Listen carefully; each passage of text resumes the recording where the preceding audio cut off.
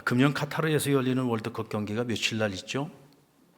네, 11월 20일입니다. 저희 상랑교회 행복축제와 같은 날 카타르 월드컵이 있습니다. 월드컵이 같은 시간대 지역에서 있으면은 우리가 별 어려움이 없는데 이번에는 카타르 우리와 정반대 이 중동 지역에 있는 지역에서 그 월드컵을 하기 때문에 아마 잠을 많이 설쳐야 될 것 같습니다.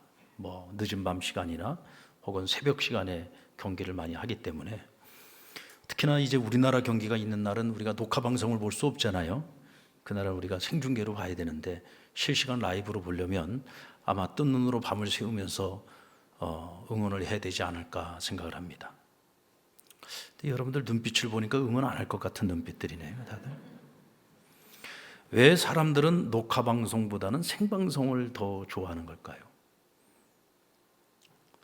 사실 녹화 방송은 라이브가 아니잖아요. 살아있는 게 아니에요. 이미 한 것을 녹화해 놨다가 나중에 보여주는 거예요. 그러니까 그 시간대의 현장감이 부족합니다. 그러나 생방송 라이브라고 하는 것은 진짜잖아요. 거기에 뭐가 다른 것이 가짜가 들어갈 틈이 없어요. 돌이킬 수도 없고 또 가짜가 끼어들 틈도 없습니다. 우리가 왜 월드컵을 볼 때 특히 우리 국가 대항전을 할 때 잠을 설쳐가면서 그 시간에 생방송을 꼭 봐야 되느냐? 그건 그 순간에만 느낄 수 있는 아우라가 있어요. 그 순간에만 느낄 수 있는 감동이 있습니다. 녹화 방송으로는 절대로 느낄 수 없는 특별함이 있는 거죠. 여러분, 사람의 인생도 다르지 않습니다. 우리는 녹화된 인생을 살아가는 게 아니잖아요. 편집된 인생을 살아가는 것이 아니라 완전 생방송 라이브로 살아가는 겁니다. 10분 전의 일도 돌이킬 수가 없어요. 1시간 전은 더할 나위 없고요. 하루 전은 방법이 없습니다.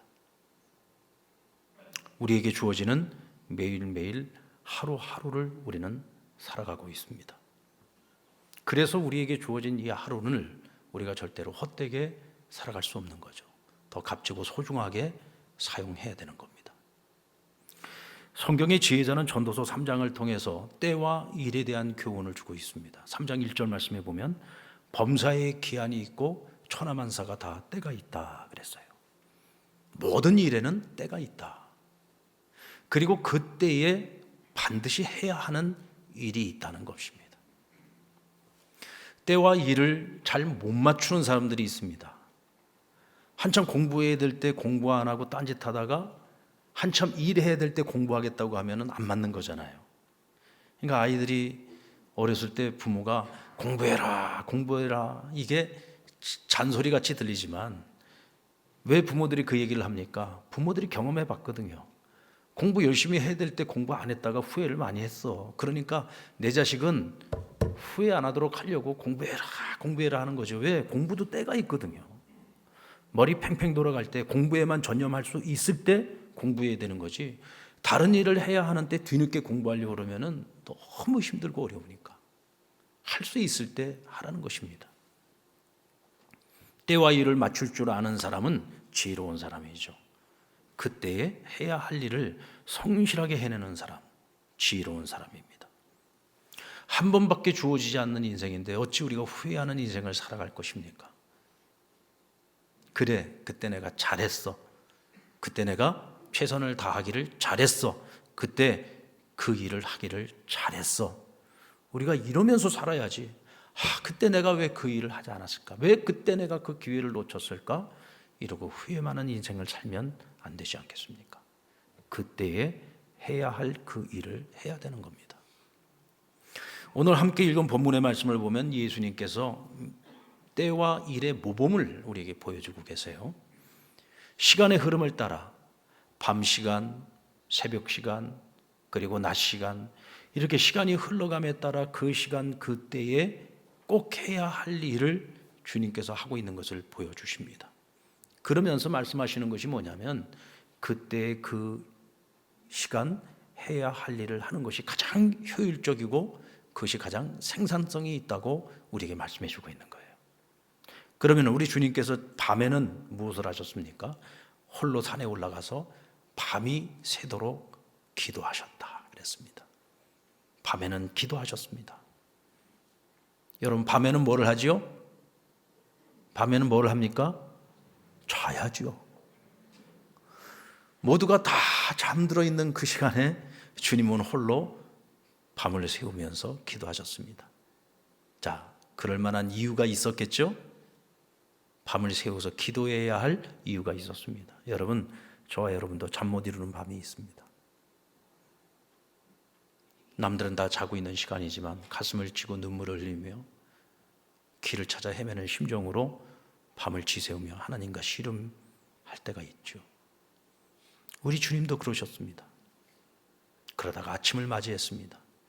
아침을 맞이하고 주님이 하신 일은 제자들을 불러 모으고 그 중에서 12사람을 따로 뽑아서 사도라고 칭하시고 그들과 예수 공동체를 만드셨습니다. 그리고 낮이 되었습니다. 주님은 제자들과 함께 위에서 평지로 내려오시더니 이제는 사람들이 살고 있는 세상의 한복판으로 들어오셔서 사람들을 위로해 주시고 격려해 주시고 말씀을 가르치시고 귀신 들린 자들에게서 귀신을 내쫓아 주시고 병든 자들의 병을 고쳐주시며 많은 사람들이 주님을 만나러 와서 그들이 나음을 입었다라고 말씀하고 있습니다. 낮에 주님께서 사역하셨음을 말씀해 주고 있습니다. 자, 주님께서는 밤에 기도하셨다고 했는데 12절 말씀 같이 한번 읽어볼까요? 12절 시작. 이때에 예수께서 기도하시러 산으로 가사 밤이 새도록 하나님께 기도하시고, 여기서 이때라고 하는 것은 11절 말씀 바로 앞절의 말씀에 보면은 그들은 노기가 가득하여 예수를 어떻게 할까 하고 서로 의논하니라. 예수님께서 안식일날 병든 자들을 고쳤습니다. 손 마른 자의 병을 고쳐주셨어요. 이 사람이 예수님께 은혜 입지 않았으면 평생 손 마른 자로 살아야 됩니다. 손이 마른다는 것은 뭐냐면 손이 빳빳해져 가기 말라가는 거죠. 손의 생명력을 잃어가는 겁니다. 얼마나 고통스럽고 힘들겠습니까? 그런데 그 병을 고쳐주신 거예요. 불치병을 고쳐주신 겁니다. 이거 얼마나 귀한 일입니까? 그렇잖아요. 모두가 다 박수를 치고 환호하고 좋아해야 될 일인데 그 자리에 있던 바리새인과 서기관들이 예수님께 왜 안식일 날 일을 하느냐고, 왜 안식일 날 사람의 병을 고치느냐고 오히려 예수님께 따지고 든 거예요. 그러자 예수님께서 안식일 날 선한 일을 하는 것이 너희가 보기에 옳은 일이냐 나쁜 일이냐 하고 물으셨어요. 할 말이 없잖아요. 하나님이 주인이신 날, 하나님께서 우리에게 안식을 주신 날, 병든 사람, 고통 중에 있는 사람, 아픈 사람, 힘들고 누군가의 도움이 필요로 하는 사람, 그런 이들에게 은혜를 베푸는 것이 어찌 나쁜 일이냐, 할 말이 없어요. 그래서 안식일 논쟁을 하다가 그들이 더 이상 할 말이 없으니까 자기들끼리 함께 모여 작당을 하는데 저 예수를 우리가 어떻게 할까? 어떻게 해야 저 예수를 막을 수 있을까? 어떻게 해야 나중에는 저 예수를 죽일 수 있을까를 의논하기 시작한 겁니다. 주님께서는 이미 모든 걸 다 예견하고 계셨죠. 언젠가는 저들이 나를 대적하고 핍박할 거라는 것을 아셨어요. 그런데 이제 그 시기가 닥쳐왔음을 주님께서 직감하신 겁니다. 그리고는 그날 밤 그냥 보낼 수가 없었어요. 바로 그날 밤 그냥 편히 주무실 수가 없었습니다. 주님께서 홀로 하늘을 바라보며 산에 올라 하나님과 독대의 시간을 가졌습니다. 주님이 걸어가야 되는 그 길 가운데 짙은 어둠의 그림자가 밀려오고 있을 때 주님은 항상 기도하셨습니다. 왜냐하면 이 깊고 짙은 어둠이 주님이 가시는 그 길을 보이지 않게 만들었기 때문이죠. 여러분, 길이 보이지 않을 때는요, 하나님에게서 길을 찾아야 됩니다. 아멘. 우리는요, 어떤 길을 찾으면서 열심히 기도했거든요. 그래서 뜻밖으로 일이 잘 풀렸어요. 그런데 우리가 뭐라고 하는 줄 아십니까? 어떻게 그렇게 빨리 길이 열리죠? 어떻게 그렇게 길이 빨리 열립니까? 길이 왜 이렇게 빨리 열렸습니까? 왜 이렇게 길이 빨리 찾아졌습니까? 기도했잖아요. 우리는요, 그렇게 기도를 하면서도 기도의 소중함을 몰라요. 기도의 능력을 몰라요. 기도했기 때문에 하나님께서 일하시고 역사하신 것인데 실컷 기도해 놓고서는 우리가 생각했던 타이밍보다 뭔가가 빨리 이루어졌을 때 이것이 기도의 힘이라는 생각을 못하고요, 그것을 의아해야 합니다. 사실은 의아해야 할 일이 아니죠. 그것은 기도의 힘입니다.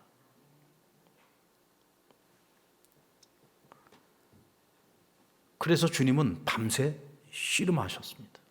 하나님과 씨름했습니다. 이사야 55장 6절 말씀 같이 읽어볼까요? 시작. 너희는 여호와를 만날 만한 때에 찾으라. 가까이 계실 때에 그를 부르라. 여러분, 길이 보이지 않습니까? 길이 보이지 않을 때 사실은 그때가 주님이 우리와 가장 가까이 계실 때예요. 길을 찾지 못해서 방황하고 있을 때 주님은 내 곁에 계시면서 이렇게 말씀하십니다. 얘야, 나를 찾아라. 내게 길이 있다. 나를 찾아라. 주님을 찾아야 될 때인 거예요. 하나님을 찾는 사람에게는 오히려 그 깊고 짙은 어두움이 오히려 참된 길을 찾을 수 있는 기회가 됩니다. 하나님은 하나님에게서 길을 찾는 이들에게 빛을 비추어 주시고 길을 열어주시죠. 그리고 그 길에서 함께 동행하고 계신 하나님을 우리가 만나게 하십니다. 아, 하나님 함께하고 계셨구나. 하나님 멀리 계시지 않았구나. 숨어 계시지 않았구나. 얼굴을 돌리신 것이 아니었구나. 가장 가까이에 계셨구나 하는 것을 우리를 하여금 깨닫게 하십니다. 어떤 사람에게? 하나님을 찾는 자에게. 우리 주님에게도 어두운 밤이 찾아왔다면 우리는 오죽하겠습니까? 그 밤이 때로는 짧게 지나갈 때도 있지만 때로는 블랙홀처럼 끝이 보이지 않는 어두움 속에서 방황할 때도 있습니다. 이때 우리는 다른 데서 길을 찾으려고 하지 말고 하나님에게서 길을 찾는 노력을 하셔야 됩니다. 어떻게 해요? 밤을 지새워 하나님과 씨름하십시오. 근데 때로는 우리가 길을 잃어버릴 때도 있지만 때로는 길을 찾다가 나 자신을 잃어버릴 때도 있습니다. 길을 찾다가 나를 잃어버리기도 합니다. 여러분, 길을 버린 내가 어찌, 내가 아무리 길을 찾아도요, 길이 나오지 않아요. 그럴 때는 어떻게 해야 되느냐? 내가 길을 찾으려고 길을 쓰지 마시고요, 길을 잃어버린 나를 하나님 앞에 내려놓으세요. 이 얘기는 무슨 얘기냐면 자꾸 내 생각 가지고서 길을 찾지 말라고요. 하나님, 제가 생각할 때는 이 길이 맞는 것 같아요. 하나님, 이 길로 나를 좀 인도해 주세요. 하나님, 제가 생각할 때는 저 길이 맞는 것 같아요. 하나님, 지금이 나에게 주어진 이 기회의 시간인 것 같아요. 그래서 내 생각을 가지고 내가 판단을 해가지고 자꾸 이렇게 해달라고 저렇게 해달라고 하나님 앞에 고집을 부리고 때를 쓸 때가 많이 있잖아요. 그게 망하는 길인 줄도 모르고. 그럴 때 우리는 내 생각을 좀 다 내려놓을 필요가 있어요. 그리고서 길을 잃어버린 나를 하나님 앞에 내려놓고 그냥 하나님께 불쌍히 여겨달라고. 하나님, 나 좀 불쌍히 여겨주세요. 저는 제 자신을 잘 모르겠어요. 무엇이 참 길인지도 모르겠어요. 하고 그냥 하늘을 바라보기만 하셔도 돼요. 그냥 불쌍히 여겨달라는 기도만 하셔도 됩니다. 그러면 제가 여러분들에게 분명하게 답을 드릴 수 있는데요, 어느 시점이 됐을 때 하나님께서 우리에게 보여주십니다. 뭘 보여주시냐면 주님 안에 있는 나를 보여주십니다. 주님의 품에 안겨있는 나를 보여주십니다. 하나님께서 함께하고 있는 나를 보여주십니다. 여러분, 그러면 되는 거예요. 시편 139편 12절 말씀 같이 한번 읽어봅시다. 시작. 주에게서는 흑암이 숨기지 못하며 밤이 낮과 같이 비추이나니 주에게는 흑암과 빛이 같음이니이다. 여러분, 우리에게는 어두움은 어두움이에요. 어두움은 두려움이죠. 그런데 주님의 품에 안겨있는 나에게 있어서 어두움은 단순한 어두움이 아니라 하나님께서 계획하신 길이에요. 그 어두움도 길인 겁니다. 왜? 하나님께는 빛이나 흑암, 곧 어두움이나 똑같다고 했어요. 우리에게는 어두움이 공포고 두려움이지만 하나님께는 어두움이나 빛이나 다 똑같은 거예요. 중요한 것은 내가 하나님의 품에 있다는 거죠. 내가 주님 안에 있다는 거죠. 주님 안에 있으면 어둠이 와도 어둠이 우리를 망가뜨리지 못합니다. 어쩌면 그 어두움조차도 하나님의 계획 안에 있는 거예요. 그렇다면 괜찮은 거죠. 아무리 칠흑 같은 어둠이라고 할지라도 결국은 주님 품에 있으면 어두움은 지나가고 빛된 아침 새벽이 우리 앞에 찾아오게 되는 겁니다. 그러므로 여러분, 어두움 때문에 길을 잃었을 때, 나를 잃었을 때 하나님과 씨름하시기 바랍니다. 다른 것하고 씨름하지 마시고 하나님과 씨름하세요. 그러면 여전히 주님의 품에 안겨 있는 나를 보게 될 겁니다. 주님은 여명이 밝아오자 제자들을 부르셨습니다. 그리고 그 중에 12명을 따로 선발해서 그들을 사도라고 칭하시고 그들과 공동체를 이루셨는데 예수 공동체가 된 겁니다. 여러분, 우리 인생에 언제까지나 밤만 있을까요? 밤이 지나면 반드시 아침이 오게 되어 있습니다.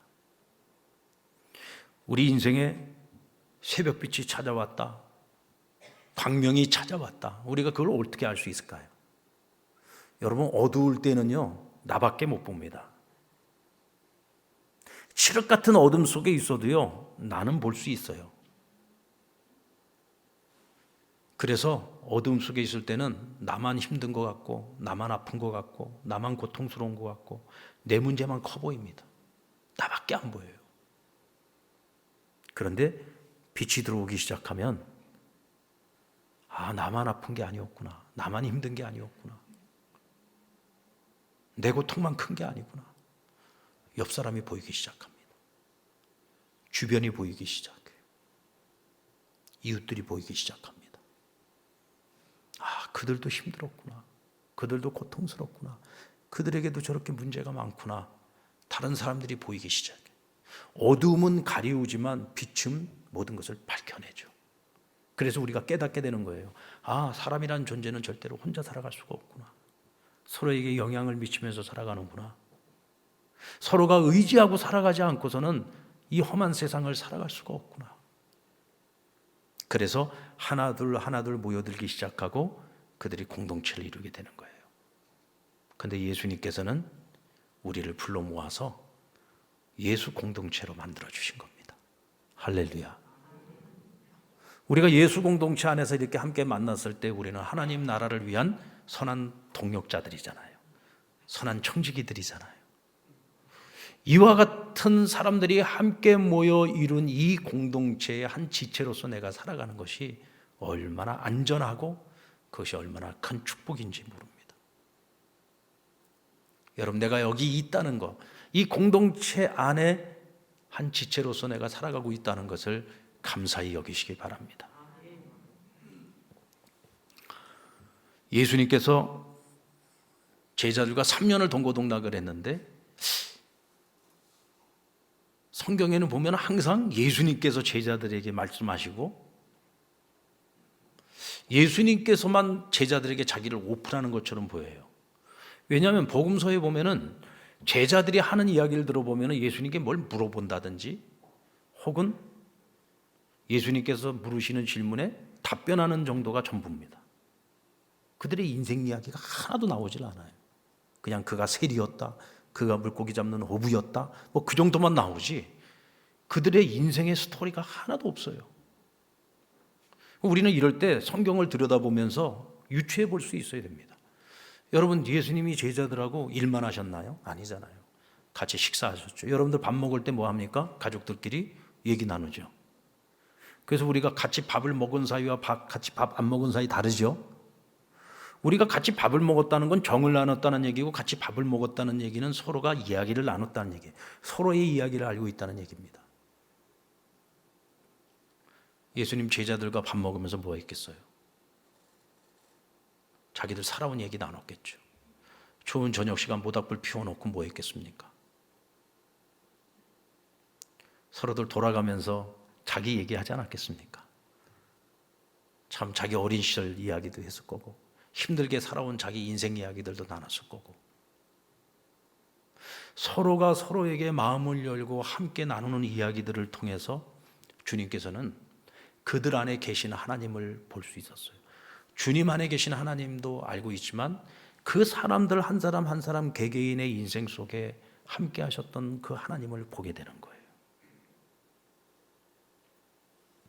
그리고 더 풍성한 인간 이해를 갖게 되셨겠죠.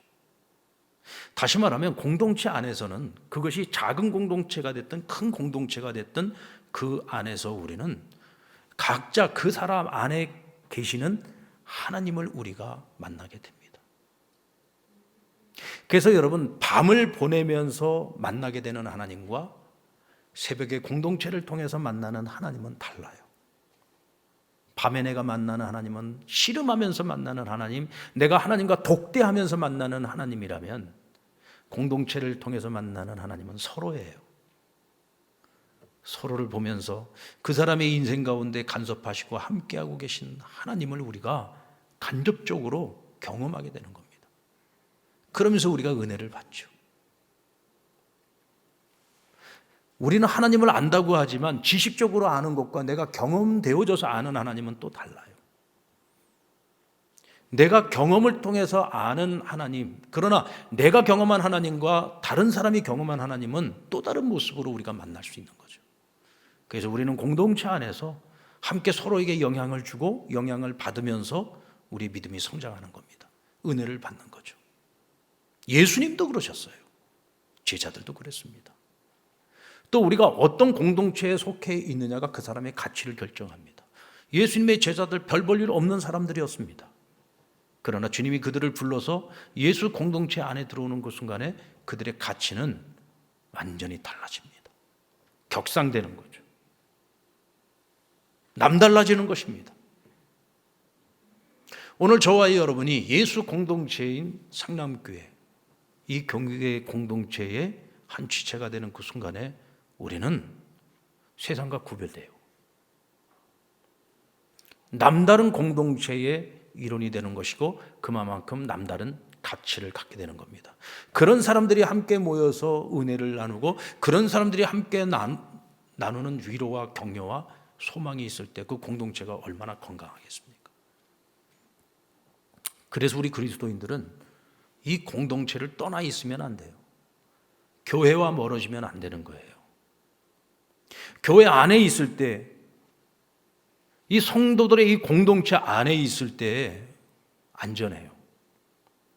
여러분, 마귀가 우는 사자처럼 산길자를 찾아 헤맵니다. 여러분들 밀림의 왕,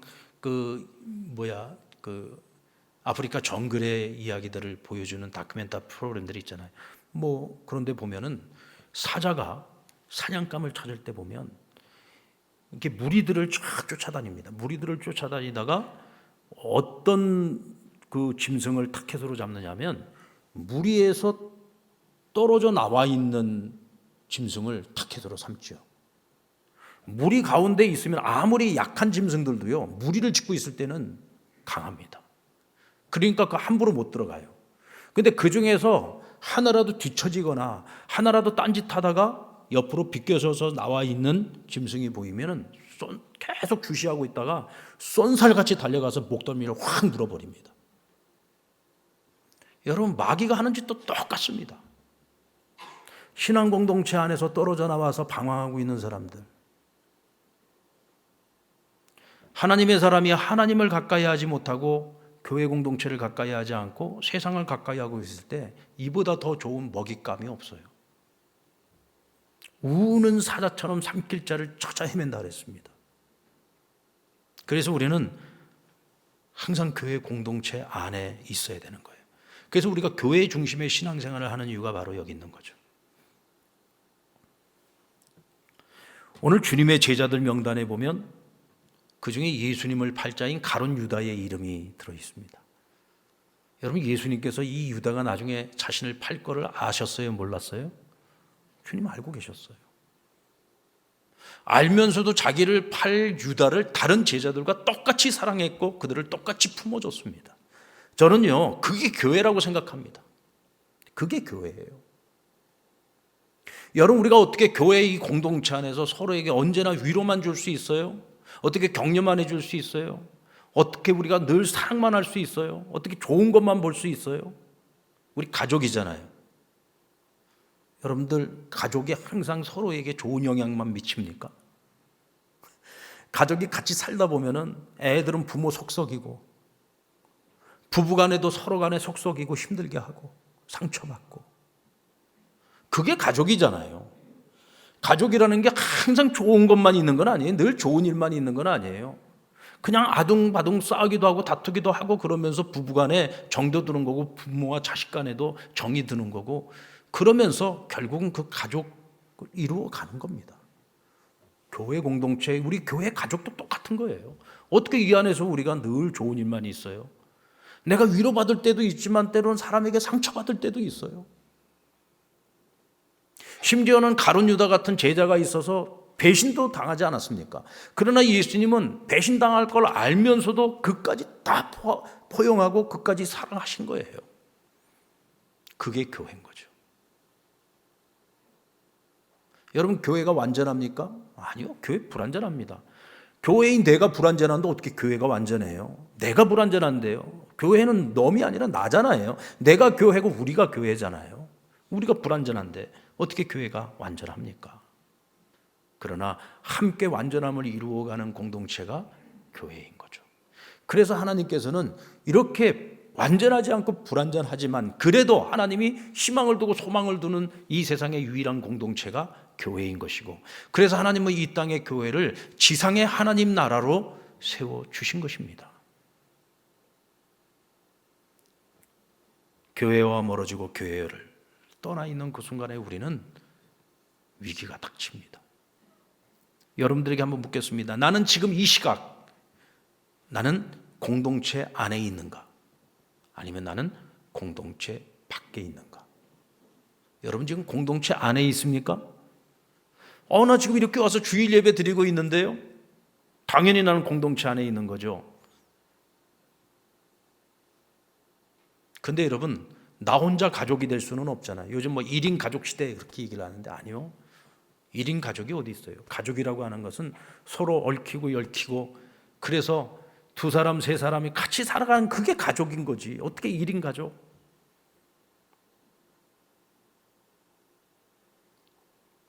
적어도 여러분들이 상당 공동체의 한 가족의 일원이라면 적어도 교회 안에 우리 성도들 지체들 가운데 내가 마음을 나눌 수 있는 사람, 같이 밥을 먹을 수 있는 사람, 힘들고 어려운 일이 있을 때 속을 털어놓고 이야기할 수 있는 사람, 내가 힘든 것을 이야기해 줄 때 나를 위해서 진정으로 정말 진심 어린 마음으로 함께 기도해 줄 수 있는 사람, 적어도 3명은 있어야죠. 그래야 가족이 되는 거죠. 여러분들에게 그런 3명은 있습니까? 어디 딴 데 있다고요? 밖에 있다고요? 왜 내가 상당 공동체 안에 있으면서 자꾸 딴 데서 찾습니까? 왜 자꾸 밖에서 찾아요? 이 공동체, 우리가 가족으로 하나님께서 우리에게 허락해 주셨는데 이 안에서 우리가 찾아야죠. 만나야죠. 교제해야죠. 그래서 정말 나를 위해서 기도해 줄 수 있는 사람, 적어도 3사람 정도는 내가 가지고 있어야 진짜 내가 상남인이 되는 것이고 내가 진정한 상남의 가족이 되는 겁니다. 이게 공동체성이에요. 그리고 주님은 낮이 오자 제자들과 함께 평지로 내려오셔서 사람들을 가르치고 병을 치유하고 복음을 전파하고 또 주님을 만나기 위해서 찾아온 많은 사람들을 다 낫게 해주셨다라고 말씀하셨습니다. 주님이 제자들과 함께 내려온 것은 산이 아니고 현실 세계의 한복판으로 오신 거죠. 여러분, 산은 좋아요. 우리가 왜 산에 갑니까? 이 세상의 시름을 좀 덜어버리고 싶어서 산에 올라가잖아요. 아닙니까? 산에 올라가면서도 온갖 근심하고 걱정을 하면서 올라가는 사람은요, 오히려 산에 올라가다가 독을 먹고 내려오는 겁니다. 아니죠. 산에 올라갈 때는 좀 생각을 다 좀 떨쳐버리고 그냥 오로지 오르는 거에만 집중하고 땀을 있는 대로 쫙 흘리고 좀 생각도 좀 다 내려놓고 싶어서 우리가 산에 올라가는 거잖아요. 그런데 산에서 내려올 때는 어때요? 산에서 내려올 때는 산에서 내려온 나를 기다리고 있는 이 세상은 또 온갖 근심과 온갖 걱정과 온갖 문제와 온갖 일들이 나를 기다리고 있는 세상이잖아요. 주님께서 밤중에 밤을 새워 하나님 앞에 기도했어요. 그리고 다시 영적인 어두운 세계로 내려오신 거죠.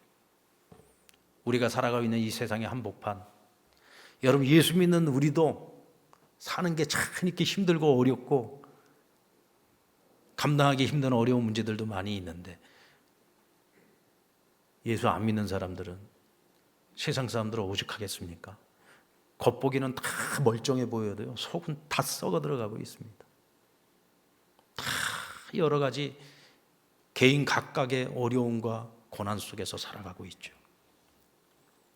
그런데 주님께서 그들에게 찾아오셨습니다. 말씀해 주셨습니다. 그들의 영혼을 만져주십니다. 병을 고쳐주십니다. 악한 영들에게 휘둘리고 있는 그들에게서 악한 영을 떠나가게 하시고 주님께서 치유와 회복을 가져다 주셨습니다.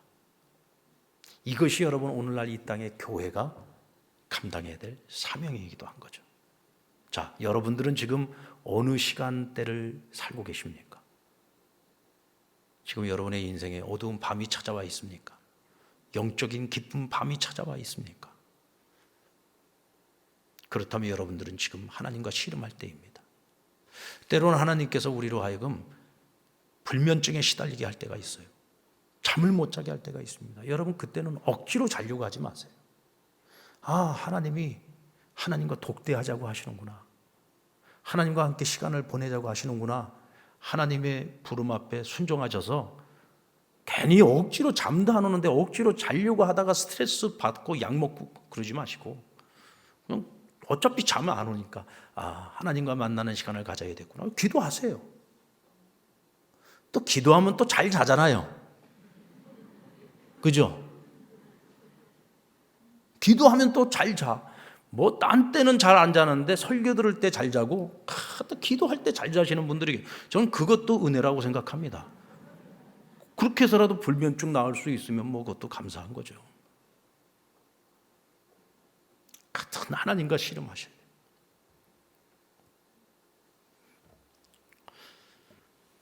야곱은 아버지 형을 속이고 하란 땅으로 가는 길에 베들이라고 하는 곳에서 잠 못 이루는 밤을 보냈습니다. 그러다가 하늘 사닥다리를 보았어요. 근데 그 하늘 사닥다리를 보면서 야곱은 자기 정체성을 깨닫게 됩니다. 어떤 정체성을 깨달았느냐? 아, 하나님 여기 나와 함께하고 계시는구나. 나는 하나님이 함께하는 사람이야. 내가 어디로 가든지 하나님은 나와 함께하셔. 그리고 나니까 잠을 청할 수 있었고, 그리고 나니까 새벽이 밝았을 때 하란 땅으로 떠나는 그의 발걸음이 가벼워졌어요. 두려움이 사라지고 새로운 만남에 대한 기대감을 갖게 되고, 불확실한 미래에 대한 두려움이 아니라 새로운 미래가 그 앞에 기다리고 있다는 설레임을 가지고 길을 떠날 수 있었습니다. 여러분, 하나님과 씨름하고 난 그 밤이 지나고 나면 우리에게 찾아오는 새날은 바로 그런 날들이 우리 앞에 찾아옵니다. 여러분들 혹시 공동체를 떠나 있었습니까? 공동체 안으로 오셨으면 다시는 떠날 생각하지 마십시오. 공동체와 절대로 멀어지시면 안 됩니다. 교회는 하나님이 우리에게 주신 가족입니다. 떠나는 순간에 위험해집니다. 누구도 책임질 수 없습니다. 우리가 기도하고 공동체 안에서 새 힘을 얻는 이유는 세상을 변화시키기 위한 거죠. 어떻게 세상을 변화시킵니까? 하나님이 주신 힘과 능력을 가지고 우리는 세상에 나가서 복음으로 세상을 유익하게 하는 겁니다. 또 사람들을 초청합니다. 여기 오세요. 여기 당신의 자리가 있습니다. 이곳에 오셔서 우리와 한 가족이 되셔서 하나님 아버지를 아버지라고 부르며 우리 함께 이 땅에서 하나님 나라를 이루어 갑시다. 어서 오세요라고 하는 그림책이 있는데요, 이건 성인들을 위한 그림책입니다. 이 첫 장부터 나와 관계되는 사람들을 이야기를 쭉 쓰고 있어요. 그림과 함께. 처음에는 아빠의 그림, 그 다음 장은 엄마, 또 그 다음 장은 뭐 형제들, 그리고 만나는 이웃 사람들, 또 길에서 만난 꽃들, 또 길에서 만난 동물들, 또 위를 바라보며 만난 하늘. 그것들이 그림으로 이렇게 하나하나가 나오면서 나를 중심으로 해서 만나는 그 관계들 속에서 만나는 사람, 동물, 식물, 심지어는 하늘까지도 나에게 베푸는 그 은혜들을 감사하면서 지나가다가 갑자기 발길을 멈춥니다. 그리고는 뭔가가 빠진 것 같다는 생각이 들었어요. 그래서 다시 한번 거슬러 가봅니다. 그러다가 글이 하나가 나와요. 여기에 너가 와 주어야 채워질 수 있는 공간이 있다 하고 적습니다. 내가 인생을 살아가면서 나의 행복이 있기 위해서는 나 중심적인 삶뿐만이 아니라 어느 날 문득 내가 전혀 알지 못했던, 예상하지 못했던 어떤 사람이 와서 내 인생의 어느 한 자리를 들어와 그 자리를 차지하고 그 자리에서 나와 함께 더불어 살아가면 서로에게 영향을 줄 때 내 인생이라는 그림이 완성된다는 것입니다. 그런데 거기에 누가 올지는 우리가 알 수 없어요. 그런데 분명히 그가 와서 채워주어야 하는 공간이 있다는 겁니다. 저는 이 책을 읽으면서요, 이제 너가 여기에 오기만 하면 돼 라는 생각이 들어요. 이제 너가 여기 오기만 하면 돼. 여러분들이 지금 만나고 있는 분들, 당신을 위한 모든 것을 준비하고 있습니다.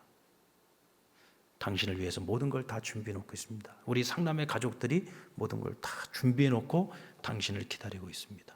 당신이 이 자리에 오셔서 앉기만 하시면 됩니다. 우리 상남 가족들은 당신을 환대할 준비가 다 되어 있습니다. 누구보다도 하나님께서 당신을 기다리고 있습니다. 여기 비어있는 자리를 당신들이 와서 함께 채워서 우리가 함께 가족을 이루고 이 땅 가운데 하나님의 나라를 같이 이루어 갑시다. 여러분, 이것이 오늘 우리 상남교회, 우리 공동체가 같이 걸어가야 되는 이 시간, 해야 할 일이 아닐까요? 금년에 못하면 내년에 하지. 여러분, 내년에 하겠다고 했던 것이 벌써 금년이 되었습니다. 그런데 아직도 내년에 하지라고 한다면 우리는 또 올 한 해를 그냥 그렇게 뒤로 하고 말 겁니다. 그리고 또 후회하겠죠. 그때가 기회였는데. 지금 이때 우리가 해야 할 일이 무엇인지 여러분 잘 생각해 보시고 그 일을 놓치지 마시고 후회 없이 참 잘했어 라고 스스로 격려해 줄 수 있는 그런 시간들을 우리가 살아낼 수 있기를 주의 이름으로 축원합니다.